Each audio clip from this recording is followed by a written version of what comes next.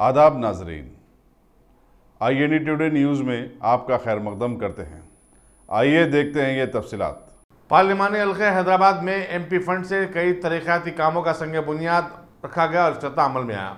सदर मजलिस बैरिस्टर असदुद्दीन अवैसी ने आज सुबह असम्बली हल्के जात, चार मीनार, कारवान, बहादुरपुरा के मुख्तलिफ इलाकों का पैदल दौरा भी किया। उनके हमरा मजलिसी अरकान असम्बली मौज़म खान, कौसर मुहिउद्दीन, कॉरपोरेटर्स मिर्ज़ा रियाजुल हसन आफंदी, मोहम्मद मुस्तफ़ा अली मुजफ्फर, राजमोहन और सरगर्म मजलिसी कारकुन भी थे।